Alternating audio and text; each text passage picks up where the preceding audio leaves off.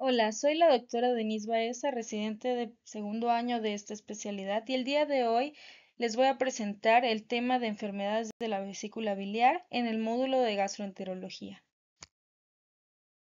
El temario está conformado por las alteraciones congénitas, de las cuales veremos quiste de colédoco, enfermedades inflamatorias, entre las cuales tenemos litiasis vesicular, colecistitis, coledocolitiasis, síndrome de Mirici, colecistosis y vesícula en porcelana. Además, abarcaremos enfermedades neoplásicas como el adenocarcinoma vesicular y el colangiocarcinoma. Comenzando con las alteraciones congénitas, tenemos el quiste de colédoco.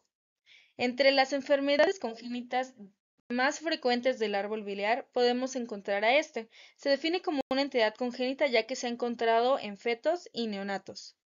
El quiste de colédoco es la dilatación congénita y quística de los conductos biliares intra y extrahepáticos. Es la malformación más frecuente de las vías biliares. Se presenta un caso en cada 100.000 a 150.000 nacimientos. Esto es en cuanto a cifras anglosajonas que se cree que son comparables a las de México. El 80% se hace el diagnóstico en la infancia, pero hasta un 20 o 30% se diagnostica en la edad adulta. Tiene una predilección por el sexo femenino en una relación 4:1 y se ha reportado mayor incidencia en países asiáticos, con una incidencia de 1 en 1.000 nacimientos.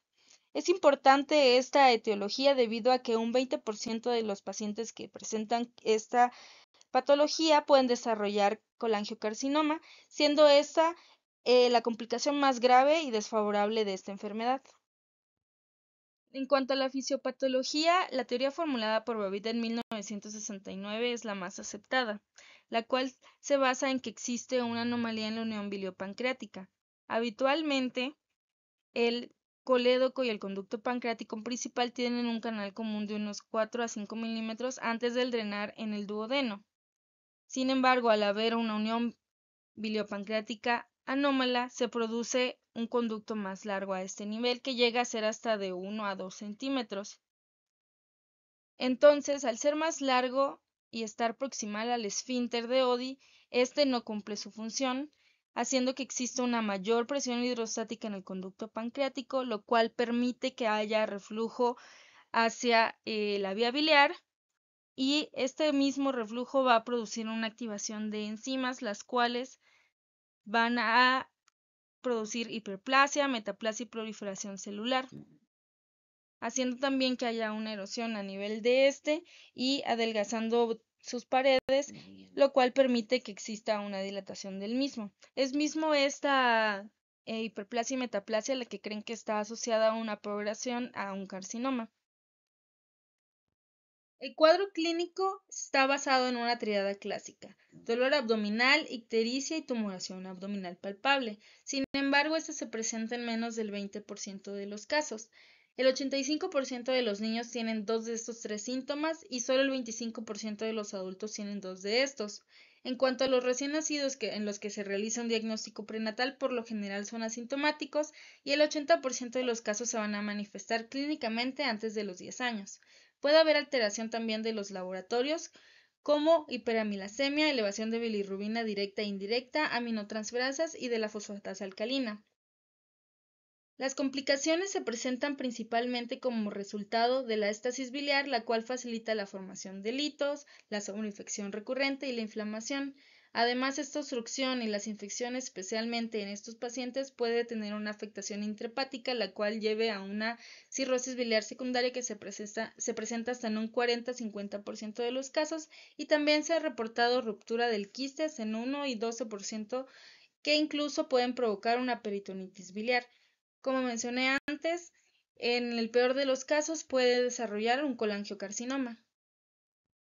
Para clasificar al quiste de colédoco utilizamos la clasificación de Todani, la cual lo divide en 5 tipos. El tipo 1 es solo la afectación de la vía biliar extrahepática y por lo general el conducto hepático común proximal a este quiste suele ser normal. Esta a su vez se divide en 3: la tipo 1A, que es una dilatación quística difusa; 1B, que es dilatación focal y segmentaria; y la tipo 1C, que es también una dilatación difusa pero fusiforme. En frecuencia es la de más, con un 80 a 90% de los casos. El tipo 2 es un divertículo del conducto biliar. Este corresponde a dilataciones saculares y laterales con cuello corto y estrecho y se presenta hasta en el 2% de los casos. Todani 3 es la dilatación de la porción terminal que protruye en la luz duodenal y se presenta hasta en un 5% de los casos. También es conocido como coledococele. El tipo 4 son múltiples quistes y se divide en dos. 4A, que es afectación de la vía biliar intra y extrahepática, y el 4B, que es nada más la afectación extrahepática y se presenta hasta un 10% de los casos. El tipo 5, también conocido como enfermedad de Caroli, son dilataciones quísticas de los conductos biliares intrahepáticos. Se puede dividir en dos, como pura, que es típica del adulto y que no altera el parénquima hepático, y también puede conocerse como síndrome de Caroli. Este es cuando se diagnostica en infancia y se asocia a la fibrosis hepática congénita, la cual puede llevar al desarrollo de hipertensión portal. En cuanto al diagnóstico por imagen o ultrasonido, es el de primera línea, con una sensibilidad del 71 al 97%. Como podemos ver en este estudio de ultrasonido en escala de grises con transductor convexo, en el cual en topografía del hígado se pueden ver los quistes del coledo como una dilatación entre la vesícula biliar y la cabeza del páncreas, anecoica, bien circunscrita, la cual a la aplicación de Doppler color no muestra vascularidad. En algunos casos puede contener sedimento y litos. La tomografía puede ser útil para demostrar la continuidad con el árbol biliar. Lo vamos a observar como lesiones circunscritas hipodensas, las cuales tras la administración del medio de contraste no presentan un realce. Como podemos observar en esta tomografía de abdomen en adquisición transversal en una fase venosa con ventana para abdomen, en la cual observamos una imagen de gran tamaño en topografía de la vesícula biliar, la cual es de bordes regulares, redondeada, de pared delgada, que es isodensa a líquido y la cual en la administración del contraste no presenta realce, esto en relación a un quiste de coledo Cotodani 1. En esta reconstrucción coronal de una tomografía de abdomen con contraste oral y con contraste intravenoso en una fase venosa, también podemos observar en este caso la múltiple dilatación de la vía biliar intrahepática y extrahepática, esto en relación a un quiste de colédoco Todani 4A. En cuanto a la resonancia magnética, es el estudio gold estándar, en específico la colangioresonancia magnética, con una sensibilidad y una especificidad hasta del 100%. Las vamos a observar como una imagen ovoidea o redondeada bien circunscrita que comunica con la vía biliar. Como observamos en esta colangioresonancia magnética, una imagen ovoidea bien circunscrita que es isointensa a líquido, esto en relación a un Todani tipo 1A.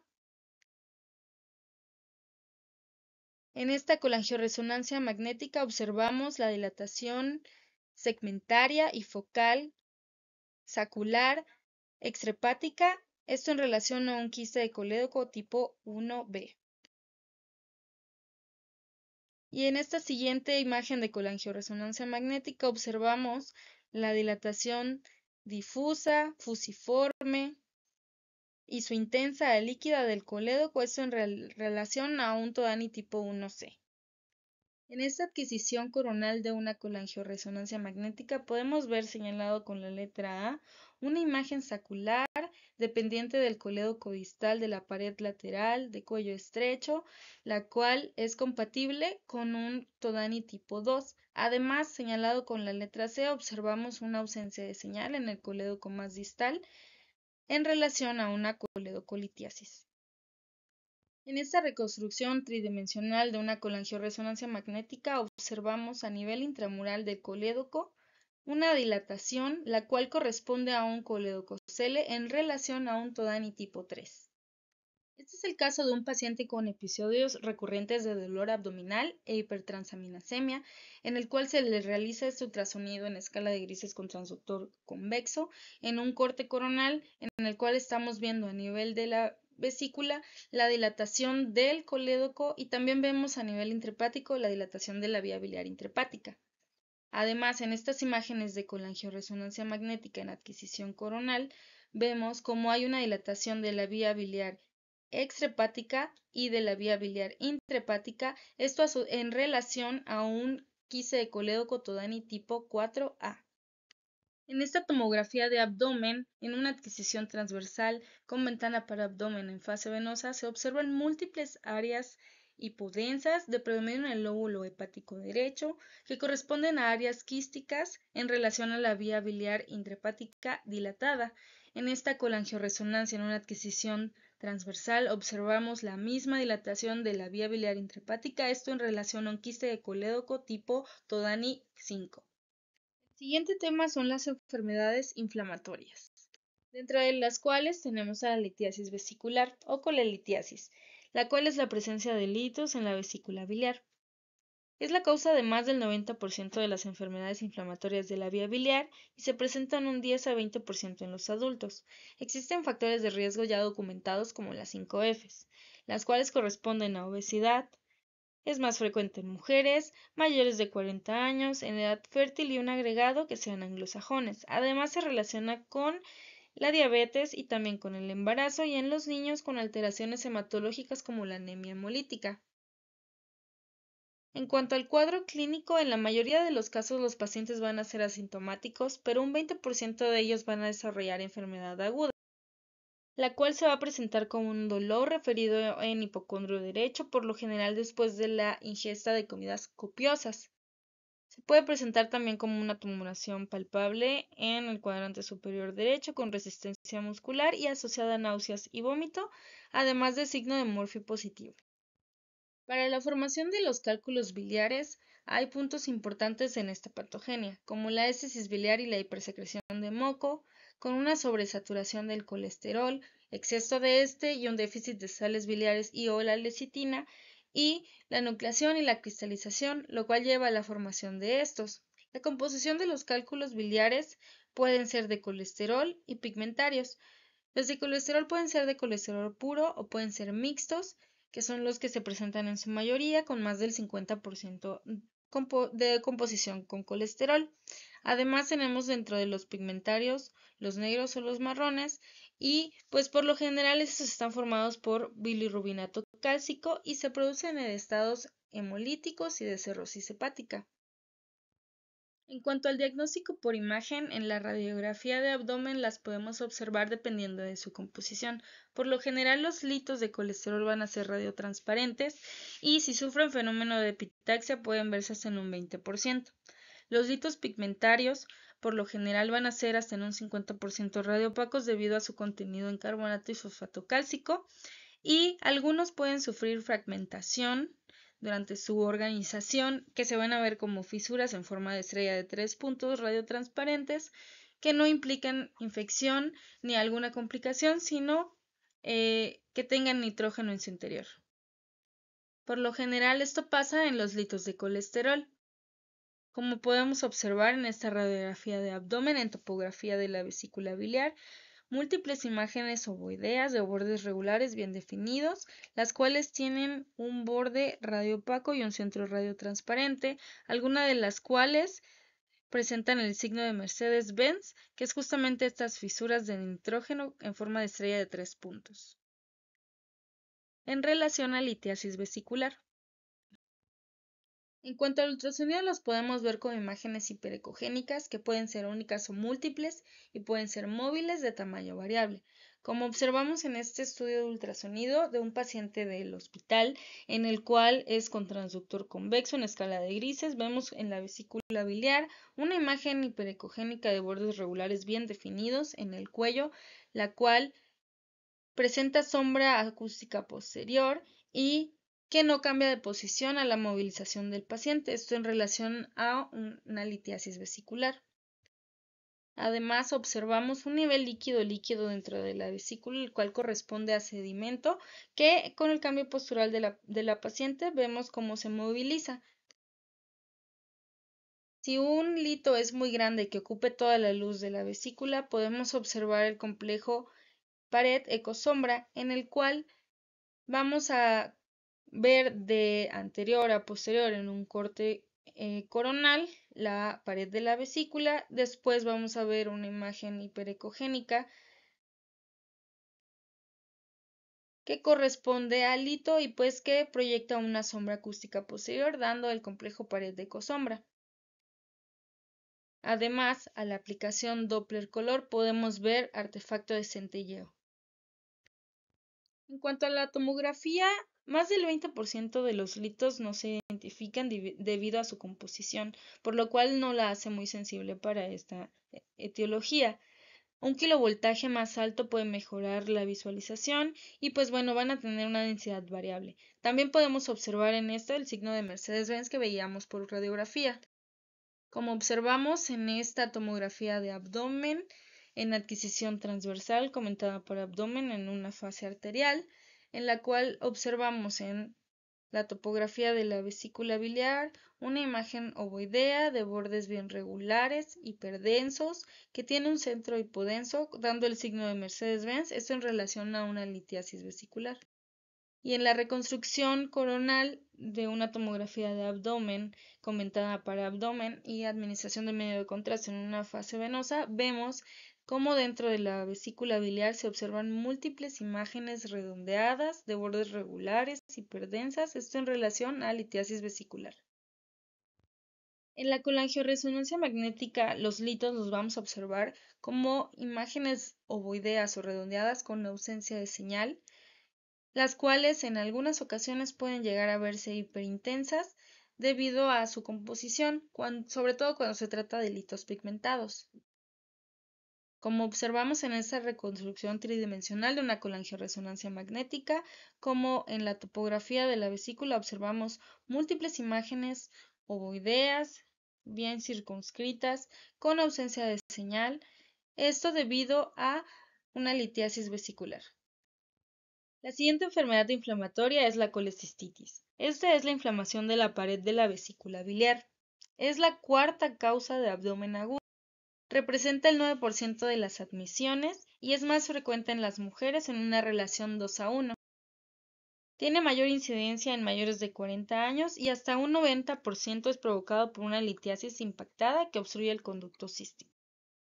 La podemos dividir en aguda y crónica, y dentro de la aguda hasta el 95% es de causa litiásica, la cual se debe a una obstrucción del cuello o del conducto cístico, la cual va a provocar una obstrucción al drenaje y una distensión vesicular, la cual puede evolucionar de manera tórpida, llevando a una isquemia mural, necrosis y finalmente una perforación. También puede ser alitiásica, esta principalmente en los pacientes graves, los cuales son ingresados a UCI, pacientes grandes quemados, con nutrición parenteral, politraumatizados. En general se piensa que esto es debido a una etiología multifactorial por una susceptibilidad aumentada a la inflamación y a la colonización bacteriana de la vesícula pues disfuncional en el contexto de un paciente crítico, lo cual lleva a una distensión, éstasis y pues bueno, aumento de la viscosidad biliar, condicionando una colecistitis. En cuanto a la colecistitis crónica, también el 95% aproximadamente se debe a una causa litiásica. Corresponde a una inflamación prolongada y a una obstrucción intermitente ya sea del cuello o del cístico. Como mencioné, la causa hasta en un 95% es litiásica, por lo cual la abordaremos de este modo. En cuanto a la fisiopatología, esta se debe a una obstrucción que impide el drenaje biliar, con retención de secreciones, edema de la pared y distensión vesicular, la cual lleva a una alteración vascular, primero una alteración venosa y posterior una arterial, dependiendo de la evolución que tenga esta obstrucción y que puede llevar a una isquemia y en el peor de los casos a una necrosis que finalmente termina en una perforación.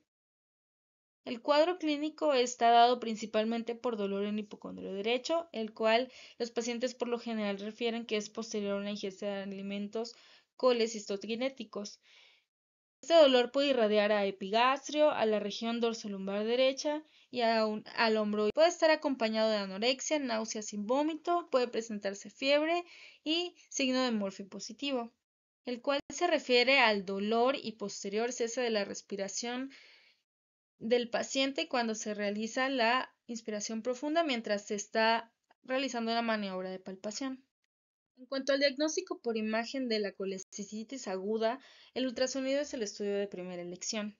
En este podemos encontrar datos directos y datos indirectos. Dentro de los datos directos podemos tener el signo del halo, que corresponde al edema de la pared vesicular, Murphy ultrasonográfico positivo y lito enclavado. Como podemos observar en este estudio de ultrasonido en escala de grises con transductor convexo, como en la vesícula biliar a nivel del cuello observamos una imagen redondeada, de bordes definidos, hiperecogénica, la cual proyecta sombra acústica posterior y que a la movilización del paciente no cambia de posición, esto en relación a un lito enclavado.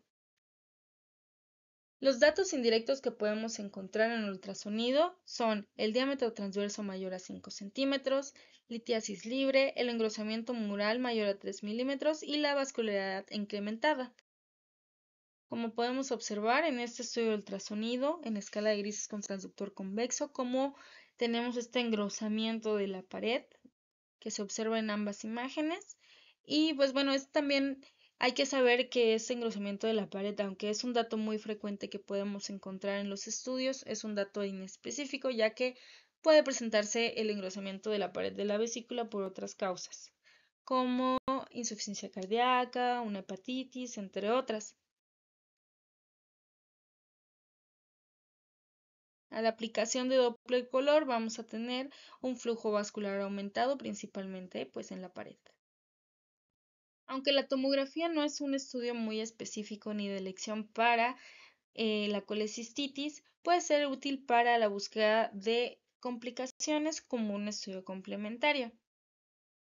¿Cómo lo vamos a observar? Son datos muy similares al ultrasonido, como un diámetro transverso mayor a 5 centímetros, el engrosamiento mural mayor a 3 milímetros.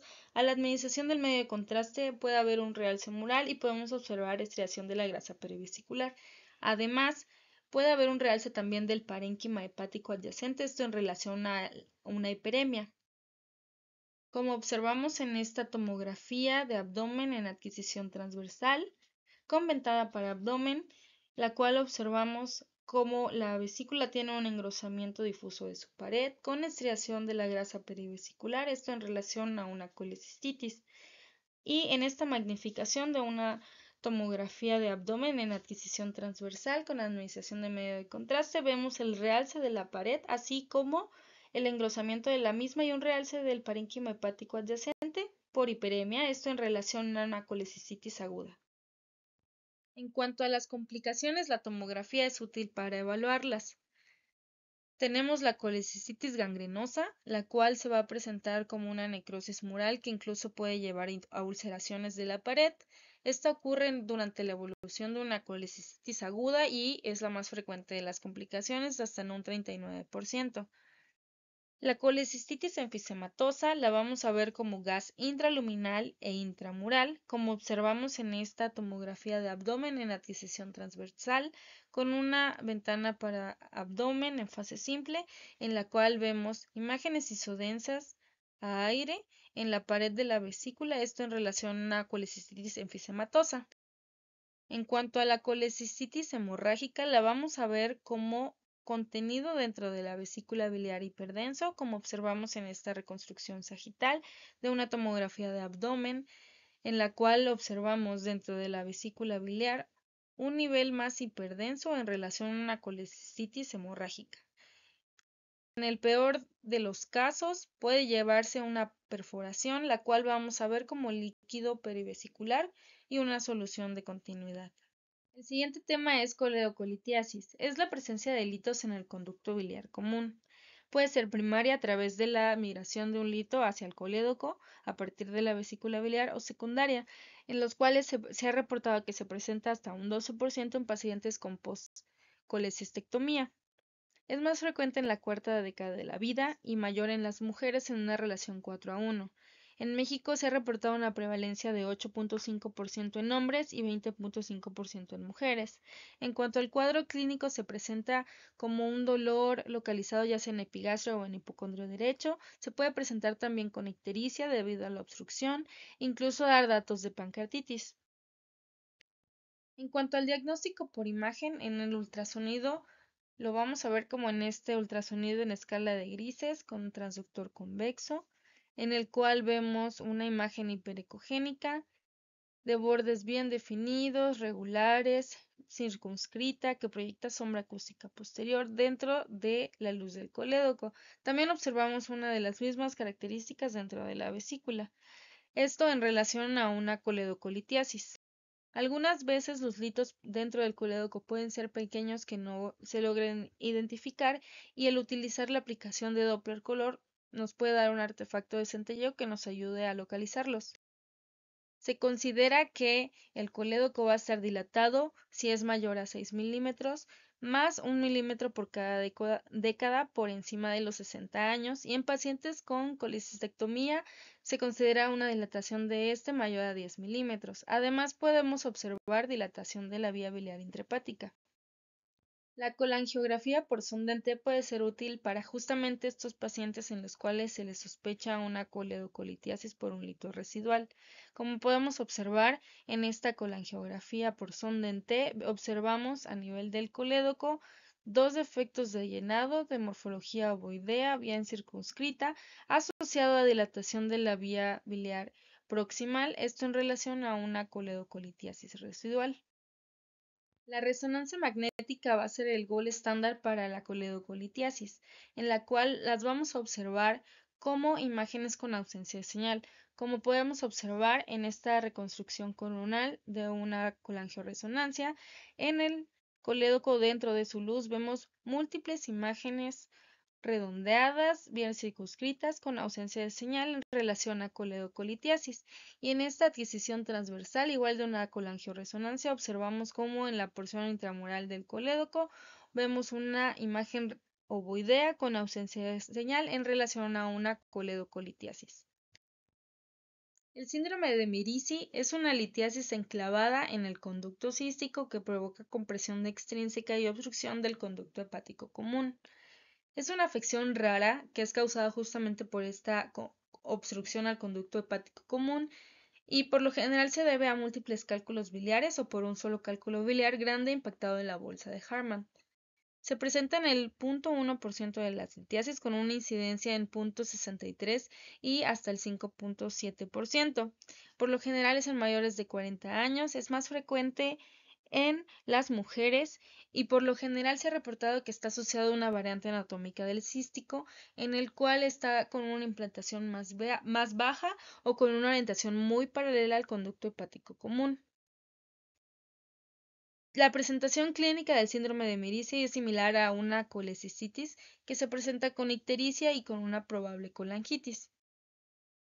Además, se ha reportado aumento del CA19-9. En cuanto a la fisiopatología del síndrome de Mirici, este se presenta consecuente a una colelitiasis crónica con una impactación de uno o más cálculos.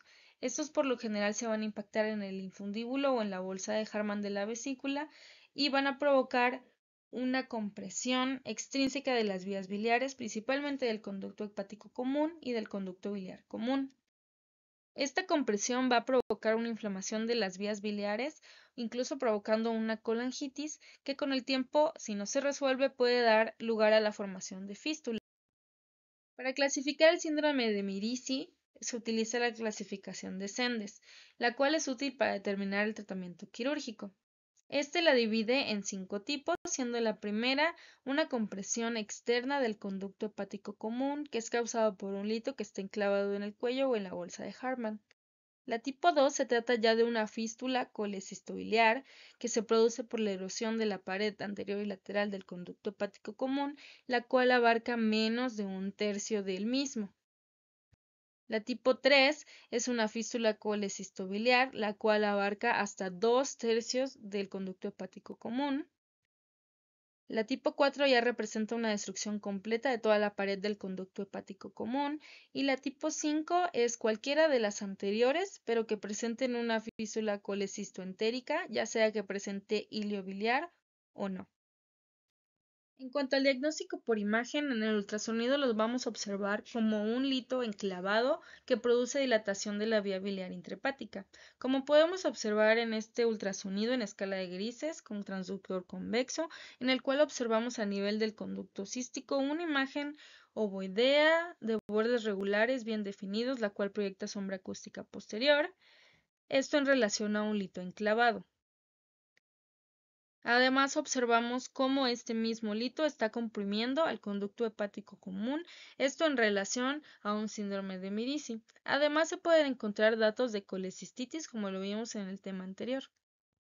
En cuanto a la tomografía, observaremos igual un lito que está enclavado en el cístico o en el cuello de la vesícula, como es el caso de este estudio de tomografía en una reconstrucción coronal, en la cual observamos una imagen redondeada de bordes definidos, hiperdensa en el cuello de la vesícula, la cual está comprimiendo al conducto hepático común, provocando dilatación importante de la vía biliar intrahepática, que es lo que podemos observar como estas imágenes lineales hipodensas. La colangioresonancia magnética es el mejor estudio diagnóstico con una sensibilidad hasta de un 50-80%. En esta la vamos a encontrar como una imagen con ausencia de señal, la cual se encuentra impactada ya sea en el cuello de la vesícula o en el cístico. Además, se puede observar la dilatación proximal a la obstrucción y, en caso de que existan, se pueden identificar variantes anatómicas. Como observamos en estas imágenes de colangioresonancia, la primera tenemos una adquisición transversal en la cual observamos múltiples imágenes redondeadas con bordes definidos, con ausencia de señal dentro de la vesícula biliar. Además, señalado con la flecha, observamos una imagen con ausencia de señal dentro del conducto cístico. Y en la reconstrucción tridimensional observamos igual una imagen dentro del conducto cístico con ausencia de señal que está comprimiendo al conducto hepático común y produciendo dilatación de la vía biliar intrahepática, esto en relación a un síndrome de Mirici. La siguiente enfermedad inflamatoria es la colecistosis. Esta forma parte de las colecistopatías alitiásicas, que son un grupo heterogéneo de enfermedades de la vesícula biliar que pueden ser asintomáticas o que en caso de presentar sintomatología es similar a una colelitiasis, pero que tiene una etiología, una evolución y aspectos clínicos y de tratamiento diferentes. La colecistosis es el engrosamiento parietal idiopático, no neoplásico y no inflamatorio que está conformado por la adenomiomatosis y por la colesterolosis. En cuanto a la adenomiomatosis, este es un engrosamiento focal, benigno y asintomático que no requiere tratamiento. Se debe a una hiperplasia del epitelio vesicular con invaginaciones de la mucosa que se extienden a través del tejido fibromuscular, formando así divertículos, los cuales se conocen como senos de Rokitansky-Ashcroft. En algunos casos, estos pueden estar asociados a hiperplasia del músculo liso. Habitualmente se localizan en la vesícula biliar con mayor frecuencia en su fondo, pero pueden tener una presentación focal, segmentaria o difusa.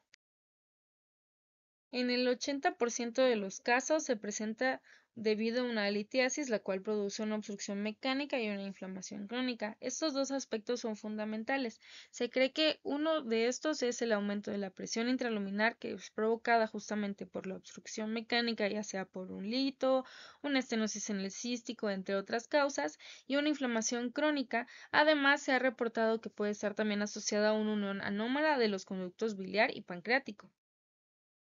Es mayor en las mujeres en una relación 3:1 y se puede presentar hasta en el 8.5% de los pacientes con colecistectomías. Su presentación es completamente asintomática, pero en el caso de que se presenten síntomas, estos suelen simular una colelitiasis con el característico dolor tipo cólico o incluso pues pueden derivar en una obstrucción de la vía biliar con que incluso puedan presentarse o simular una pancreatitis. Se pueden clasificar según la afectación epitelial de la vesícula biliar, en localizada o fúndica, que es la más frecuente, en la cual también se le conoce como adenomioma.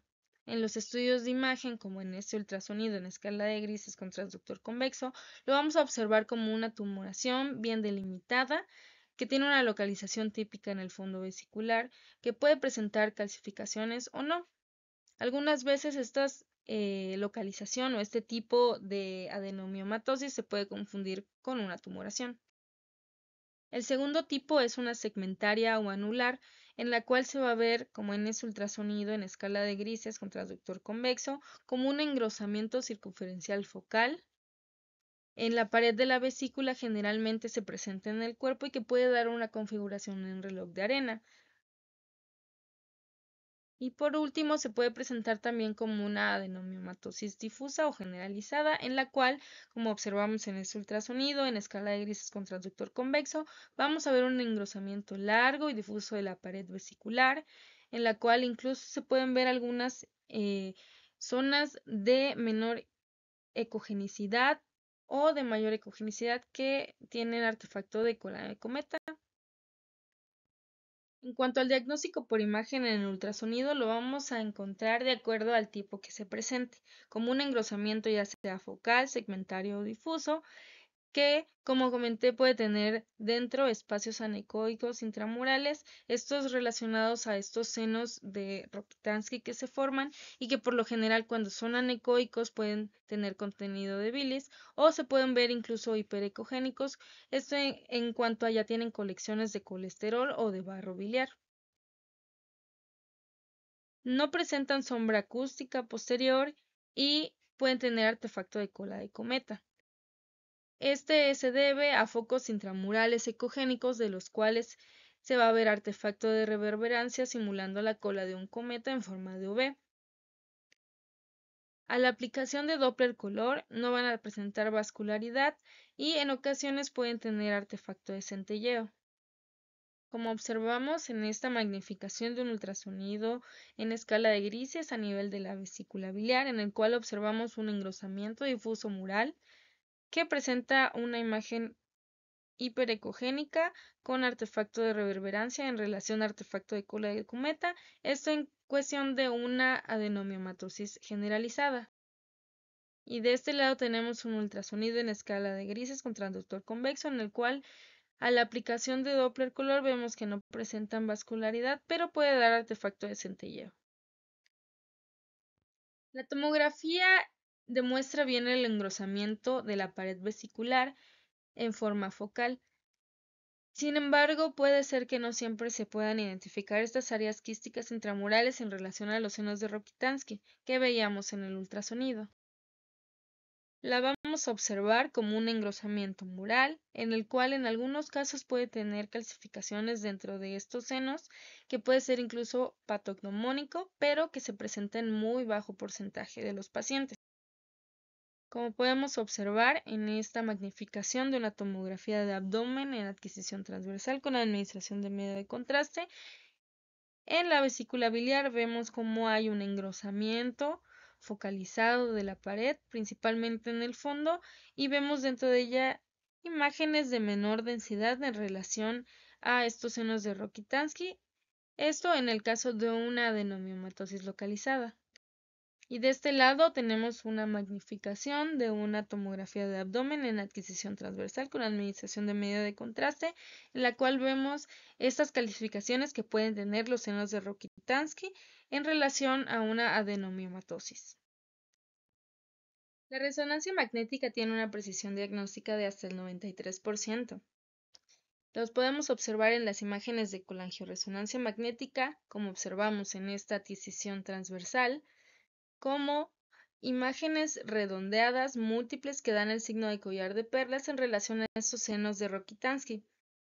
Igual como observamos en esta magnificación de una reconstrucción tridimensional, vemos el signo del collar de perlas en relación a estos senos, que pueden ser muy específicos hasta en un 92% para una adenomiomatosis vesicular. Sin embargo, hay que tener en cuenta que la intensidad que van a tener estos senos va a ser debido a la concentración variable de bilis que presenten y en caso de que existan calcificaciones, pues se van a observar en las imágenes de colangioresonancia como ausencias de señal. La colesterolosis es el depósito de macrófagos espumosos cargados de colesterol en la submucosa. Es una entidad benigna resultado del depósito de triglicéridos y de ésteres de colesterol dentro de la lámina propia en forma localizada o difusa, produciendo un aspecto de vesícula en fresa. Esto es debido a que desde el punto de vista histopatológico el epitelio se presenta enrojecido y con un fino punteado de color amarillo oro que le confiere este aspecto. Se debe a una alteración en la síntesis o el transporte del colesterol. Es más frecuente en las mujeres, principalmente mujeres jóvenes. Se presenta hasta en un 35% de las litiasis y se ha encontrado presente hasta en un 26% de las colecistectomías. Los pólipos de colesterol que se forman representan el 85% de todos los pólipos vesiculares. En cuanto al diagnóstico por imagen, en el ultrasonido lo vamos a ver como pequeñas irregularidades en la capa mucosa y cuando estas formaciones son más grandes pueden adquirir un aspecto polipoide formando pólipos. Como podemos observar en esta magnificación de un ultrasonido en escala de grises con transductor convexo, en donde observamos la vesícula biliar y dentro de ella vemos unas imágenes ovoideas dependientes de la pared, hiperecogénicas, las cuales no proyectan sombra acústica posterior. También pueden presentar artefacto de cola de cometa y el grosor de la pared va a estar conservado. No son móviles a los cambios de posición del paciente. La tomografía y la resonancia magnética no son útiles para valorar esta enfermedad, pero pueden servir para descartar otras enfermedades en caso de dudas, así que el ultrasonido es el mejor estudio por el que se puede estudiar. La siguiente enfermedad es la vesícula en porcelana. Esta es una calcificación intramural difusa y distrófica de la pared de la vesícula biliar. Es una afección rara, pero potencialmente premaligna con síntomas mínimos. Cuando se infiltran la vesícula en la pared, específicamente con depósitos de calcio extensos, se vuelve más frágil, quebradiza y de apariencia azulada, lo que le confiere esta apariencia en porcelana. Se cree que las vesículas biliares de porcelana son indicativas de una afección crónica de la vesícula biliar y más prolongada, o que son un tipo especial de colecistitis crónica que se presenta con una hemorragia intramural, la cual va a llevar a una posterior calcificación de la pared.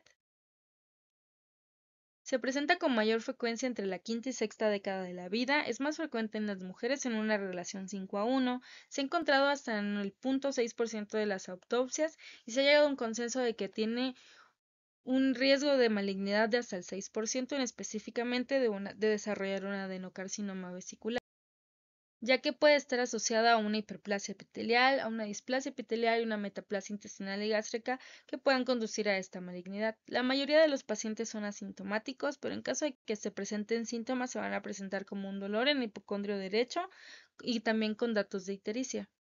En cuanto al diagnóstico por imagen, podemos verla desde la radiografía convencional de abdomen. La vamos a observar como imágenes finas y curvilíneas que siguen el contorno o que delinean toda la pared de la vesícula. Puede ser una porción o la totalidad, como observamos en esta radiografía de abdomen, en la cual en topografía de la vesícula observamos esta imagen lineal radiopaca que delinea toda la circunferencia de la vesícula en relación a una vesícula en porcelana. En cuanto al ultrasonido, la vamos a observar como una imagen curvilínea hiperecogénica que proyecta una sombra acústica posterior, lo cual puede impedir la visualización del resto de la estructura de la vesícula y se puede confundir con una colecicitis enfisematosa e incluso si la vemos de este modo, como observamos en este ultrasonido en escala de grises con transductor convexo, puede simular el signo de complejo de la pared ecosombra, pero no hay que confundirlo. La tomografía es el gol estándar para identificar esta calcificación intramural de la pared, en la cual la vamos a observar como en esta tomografía en adquisición transversal con administración de medio de contraste en una fase arterial. En topografía de la vesícula vemos una imagen hiperdensa en anillo, la cual sigue el trayecto de la pared de la vesícula. Puede ser, en este caso es completo, pero también puede ser incompleto y en algunos casos se puede acompañar de colelitiasis. Como último tema tenemos las enfermedades neoplásicas. Dentro de estas tenemos al adenocarcinoma de la vesícula biliar. Esta es una neoplasia epitelial maligna de la mucosa de la vesícula biliar. Es la sexta neoplasia gastrointestinal más frecuente, después de las neoplasias de colon, páncreas, estómago, hígado y esófago. Se ha reportado los mayores índices en países sudamericanos y también en el sudeste de Asia, con más de 10 casos en cada 100.000 habitantes, y también se ha reportado que es más frecuente en las mujeres que en los hombres en una relación 2:1 y en mayores de 58 años. Representa el 90% de los cáncer en la vesícula biliar y se ha encontrado hasta en el 3% de las colecistectomías. Un 75% de los pacientes al momento del diagnóstico ya tienen metástasis y por lo tanto la supervivencia es muy baja en estos pacientes. A 5 años menor al 5%. En cuanto a los factores de riesgo, se ha encontrado como un común denominador la inflamación crónica de la pared vesicular con la consecuencia proliferación de las células. La principal fuente de inflamación que se ha reportado es la presencia de litos vesiculares, hasta en un 74%. Además, también se ha reportado la infección crónica por Salmonella typhi como un factor de riesgo. Una asociación de malignidad de la vesícula en porcelana hasta en un 6% y además se ha reportado también asociaciones con el tabaquismo. Se cree que la mayor edad y la presencia de una colelitiasis son factores predictivos independientes de esta neoplasia y estos datos parecen confirmar la idea de que una inflamación crónica de la mucosa puede dar lugar a cambios displásicos y a una degeneración maligna al final de esta. Además, concuerda con la hipótesis en la cual existe una metaplasia en casi la mitad de las muestras vesiculares que tienen una colelitiasis. El adenocarcinoma vesicular tiene tres formas de presentación.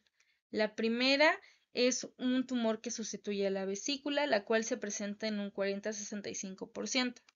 La segunda es como un engrosamiento mural, presente hasta en el 30%, y la tercera es una forma papilar en la cual se forma una tumoración polipoide intraluminal y es la menos frecuente hasta en un 25%. En cuanto al cuadro clínico, al principio en edades tempranas de esta neoplasia van a ser síntomas inespecíficos o incluso asintomáticos y por lo tanto pasan desapercibidos. Cuando ya se presentan síntomas, por lo general un 75% ya tienen metástasis y se presentan principalmente como un dolor abdominal, datos de ictericia, puede haber vómito y pérdida de peso. En cuanto a marcadores tumorales, se ha encontrado que el CA19-9 y el antígeno carcinoembrionario pueden elevarse en esta entidad. En cuanto al diagnóstico por imagen, lo vamos a ver de acuerdo a la forma de presentación que tenga, ya sea como un tumor que sustituye la vesícula, un engrosamiento mural focal o difuso, o como una tumoración polipoide intraluminal. En el caso del ultrasonido, si es un tumor que sustituye la vesícula, lo veremos como una tumoración irregular, como en el caso de este ultrasonido en escala de grises con transductor convexo, en el cual observamos dentro de la vesícula una tumoración irregular, la cual tiene una pérdida de la interfase con el hígado y que esto puede representar un dato de extensión. En caso de que se presentara como una forma de engrosamiento focal o difuso, lo veríamos como un engrosamiento irregular de la pared vesicular o como un tumor polipoide por lo general mayor a 10 milímetros, heterogéneo. No va a haber cambio a la movilización del paciente y por lo general al Doppler color vamos a ver que tiene una vascularidad intralesional. La tomografía tiene una precisión diagnóstica de hasta el 92%. La vamos a observar como observamos en esta tomografía en adquisición transversal de abdomen, con una ventana para abdomen y en una fase contrastada y con contraste oral también.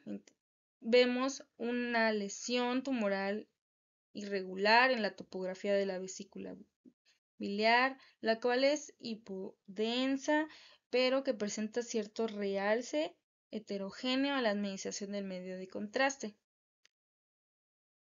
debido a que tiene áreas de menor densidad en su interior, estas en relación a necrosis. Además, se pueden presentar con calcificaciones. En el caso de que tuviéramos un engrosamiento focal o difuso, esta se vería como un realce significativo durante la fase arterial. En la resonancia magnética, el adenocarcinoma lo vamos a observar en el T1 como una lesión hipointensa, la cual tras la administración del medio de contraste no va a presentar un incremento de la señal. En las imágenes ponderadas en T2 la podemos ver como isointensas al parénquima hepático o hiperintensas, y a la difusión va a haber restricción. Además, la resonancia magnética va a ser muy útil para evaluar la invasión al parénquima hepático. Como observamos en esta resonancia magnética en adquisición transversal ponderada en un T2 con saturación grasa, en la cual observamos una lesión hipointensa dentro de la vesícula, específicamente que abarca el cuello, y la cual vemos que ya tiene una afectación hacia el parénquima hepático. En esta reconstrucción coronal observamos igual la misma lesión dentro de la vesícula y vemos cómo está afectando ya al parénquima hepático, la cual a la difusión presenta restricción. Como se comentó previamente, el 75% de los pacientes al momento del diagnóstico ya tienen una enfermedad diseminada. Las vías de diseminación principalmente suelen ser directa, linfática y vascular, siendo la directa la invasión más frecuente, principalmente pues a órganos vecinos, dentro de estos el hígado hasta en un 65%, seguida del colon, duodeno, páncreas o el epiplón. La segunda vía de extensión que suele tener es la linfática, principalmente hacia la región iliar, al ganglio cístico, y posteriormente a través del ligamento hepatodenal tiene una extensión hacia el mesenterio, la región celíaca y los ganglios paraórticos. En cuanto a la diseminación hematógena, es principalmente de nuevo al hígado, al pulmón y al hueso, y aparte también puede tener una diseminación intraductal que puede resultar en una consecuente obstrucción de la vía biliar o una diseminación peritoneal y neural. Por último tenemos al colangiocarcinoma. Este es un adenocarcinoma que crece en el epitelio del árbol biliar. Es la segunda neoplasia hepática primaria después del carcinoma hepatocelular. Representa el 7.6% de las muertes por cáncer. Se presenta más frecuente entre la sexta y la séptima década de la vida, con una ligera incidencia mayor en hombres. Por localización es más frecuente periliares hasta en un 70%, y al diagnóstico tiene una supervivencia a los 5 años del 30%. Por desgracia, menos del 20% de estos tumores son resecables. Se han documentado diferentes factores de riesgo, dentro de los cuales sobresalen la asociación con quistes de colédoco, principalmente en una enfermedad o síndrome de Caroli, la colangitis esclerosante primaria como enfermedad autoinmune, la hepatolitiasis y también una prevalencia alta en pacientes positivos para virus de hepatitis C. Además, se ha reportado que está asociada también a infecciones parasitarias crónicas y también a colitis ulcerativa crónica. En etapas tempranas, el colangiocarcinoma no da síntomas. Los pacientes van a ser asintomáticos. En el caso de una etapa más avanzada, especialmente en los colangiocarcinomas extrahepáticos, se va a presentar como una obstrucción biliar. Por lo tanto, va a dar síntomas como prurito, anorexia, náuseas, pérdida de peso, y también va a haber ictericia, acolia e orina oscura. En el caso de los colangiocarcinomas intrahepáticos no se van a presentar tanto como una obstrucción biliar, pero se puede tener datos de pérdida de peso, anorexia, náuseas, son síntomas más inespecíficos. Además, puede haber un aumento de los parámetros de laboratorio relacionados justamente con colestasis, y se han reportado marcadores tumorales, principalmente el CA19-9. Se cree que cuando es superior a 100.000 unidades por mililitro es muy sugestivo de que se trate de un colangiocarcinoma, y cuando sean mayor a 1.000 de una metástasis. El tratamiento para el colangiocarcinoma hasta la fecha es la resección hepática y, en dado caso, el trasplante hepático. Aunque la localización puede ser un desafío, el colangiocarcinoma se puede subdividir de acuerdo a una localización anatómica dentro de la vía biliar. Los tumores que sean proximales a la red intrahepática principal se van a denominar como colangiocarcinoma intrahepático. Estos se presentan hasta en un 15 a 20%. Los tumores proximales al conducto cístico son el colangiocarcinoma periliar, y estos representan la mayoría de un 70 al 80%, y los distales al conducto cístico son los colangiocarcinomas distales, que están presentes en un 20 a un 30%. En cuanto al colangiocarcinoma intrahepático, se han reportado tres patrones diferentes de crecimiento. Tenemos al colangiocarcinoma de crecimiento intraductal. También tenemos al colangiocarcinoma infiltrante periductal y al colangiocarcinoma formador de masa, el cual es el más frecuente hasta en un 80% y se debe a un colangiocarcinoma intrahepático formador de masa, el cual es una tumoración expansiva con un crecimiento radial. Por lo general, este tumor surge de pequeñas ramas del conducto biliar intrahepático y luego invade las estructuras adyacentes del parénquima hepático. En cuanto al colangiocarcinoma periductal infiltrante, este es un tipo de tumor el cual crece a lo largo del conducto biliar en forma de un engrosamiento concéntrico y longitudinal a través del tejido conectivo periductal y que puede provocar estenosis o una obstrucción completa de la vía biliar afectada. Y el colangiocarcinoma de crecimiento intraductal o papilar intraductal, bueno, esta es una variedad de la cual se va a caracterizar principalmente por tumores papilares, superficiales e intraluminales en la vía biliar que pueden producir mucina y que muchas veces ocasionan una obstrucción parcial y dilatación de los conductos.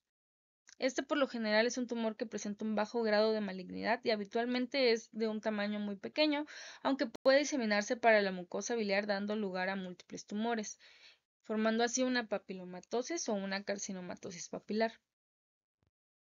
Para la planificación quirúrgica y una estratificación prequirúrgica, la clasificación que más se utiliza en cuanto a los colangiocarcinomas extrahepáticos es la clasificación de Bismuth-Corlett, la cual puede dividirlos en una forma periliar y una forma distal.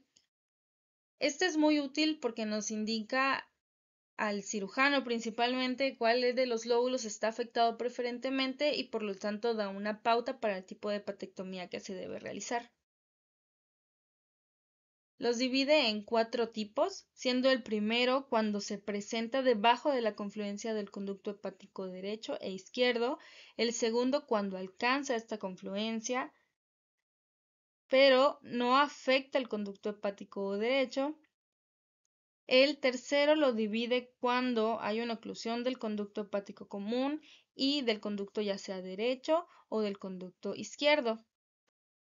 Y el cuarto es una afectación ya sea segmentaria, intrahepática, multicéntrica o bilateral, o que involucre la confluencia y los conductos hepáticos derecho e izquierdo. En cuanto a las clasificaciones postquirúrgicas, la más usada era el TNM, ya que esta clasificación tiene en cuenta los datos de la anatomía patológica como la extensión local, la afectación vascular, ganglionar y metastásica, y así nos establece una clasificación que contempla la extensión tumoral y que tiene un carácter pronóstico. Actualmente la clasificación del Grupo de Estudio de Cáncer de Hígado de Japón se considera la más completa debido a que se basa en la apariencia, el comportamiento biológico, las características de crecimiento y el pronóstico clínico y las características por imagen. En cuanto al diagnóstico por imagen, el ultrasonido es útil para detectar hasta en un 96% los tumores periliares y van a tener un comportamiento distinto de acuerdo a la localización. Por lo general, los tumores que son periliares o intraductales van a dar datos más que nada de dilatación biliar, que puede ser un dato indirecto muy común. Se puede presentar también como una tumoración que es irregular pero bien definida, que puede ser hipoecogénica, hiperecogénica, isoecogénica, el parénquima hepático, o que puede ser heterogénea. Todo esto depende de los componentes que tenga el tumor, que en particular van a ser fibrosis, mucina y necrosis. Entonces se pueden presentar también como tumoraciones heterogéneas. Además, está asociado a una retracción capsular, como en este estudio de ultrasonido en escala de grises con transductor convexo, en el cual estamos observando a nivel del hígado una tumoración que provoca un aumento de tamaño del lóbulo hepático derecho la cual vemos que es irregular, pero con bordes bien definidos, hiperecogénica con respecto al parénquima hepático. Observamos que a la aplicación del Doppler color, esta lesión tiene flujo vascular intra y perilesional.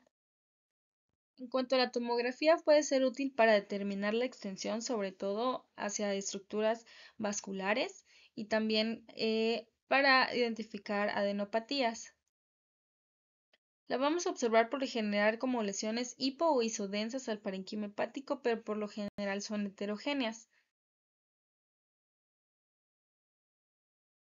A la administración del medio de contraste van a tener un realce de predominio central en una fase tardía, es decir, en una fase arterial puede que solo tengan un realce periférico que va a ir aumentando de manera de la periferia hacia el centro, es decir, un realce centrípeto, y que para las fases tardías va a ser más intenso. Puede estar asociado a dilatación de la vía biliar y también a retracción capsular. Como observamos en esta magnificación de una tomografía de abdomen trifásica, en la cual la primera, la superior, tenemos en una fase arterial y en la del inferior tenemos en una fase venosa, en la cual observamos una lesión periliar bien circunscrita de bordes irregulares, la cual a la administración del medio de contraste en una fase arterial vemos que tiene un ligero realce periférico y es heterogénea debido a áreas de menor densidad dentro de ella en relación probablemente a necrosis. Vemos como en una fase venosa ya tiene un poco más de realce que va de la periferia al centro y además vemos que está asociada a estas imágenes lineales hipodensas que se refleja en la dilatación de la vía biliar intrahepática. Esto en relación a un colangiocarcinoma periliar. En cuanto a la resonancia magnética, particularmente la colangioresonancia es considerada el estudio diagnóstico de elección para el colangiocarcinoma, con una sensibilidad y una especificidad de hasta el 90%, ya que nos permite una valoración completa de la anatomía biliar y la extensión del colangiocarcinoma, así como valorar la invasión vascular, la infiltración ganglionar y la metástasis. En cuanto a las imágenes ponderadas en T1, la vamos a ver iso o hipointensa al parénquima hepático. En el T2 la vamos a ver discretamente hiperintenso, esto dependiendo de la composición del tumor, que como ya mencionamos, principalmente es por tejido fibroso y mucina. En cuanto al T1 con la administración del medio de contraste, en los estudios dinámicos vamos a ver que en una fase arterial puede tener un incremento de la señal anular, la cual va a ir progresando de la periferia hacia el centro y se va a ver más marcado en las fases de equilibrio. En cuanto a la difusión, estas lesiones van a presentar restricción. Tenemos imágenes de resonancia magnética en la cual se trata de un paciente femenino de 86 años con una tumoración en afectación de la unión del conducto hepático derecho y el izquierdo. En esta tenemos imágenes de resonancia magnética en adquisición transversal dentro y fuera de fase, en la cual podemos observar una lesión marcada con la flecha roja, hipointensa, la cual presenta una caída de la señal. En cuanto a las imágenes de colangioresonancia magnética, vamos a ver que en la adquisición transversal, la magnificación coronal y una reconstrucción tridimensional observamos la misma lesión periliar en la confluencia de ambos conductos, la cual está condicionando dilatación de la vía biliar intrahepática. Y a la difusión observamos que esta tiene restricción, esto en relación a un colangiocarcinoma periliar. En cuanto a las conclusiones, tenemos que los métodos de imagen son de gran utilidad en la evaluación de la vesícula y la vía biliar, por lo que es indispensable conocer sus alcances y el comportamiento de las diferentes enfermedades en cada uno de ellos. En cuanto al colangiocarcinoma, es el segundo tumor hepático más común y a menudo es asintomático y puede diagnosticarse tarde. Independientemente de su presentación intra o extrahepática, requiere de una técnica de imagen que permita evaluar ambos sitios anatómicos, por lo tanto, la resonancia magnética es el estudio de elección para la evaluación de estas. Gracias por su atención.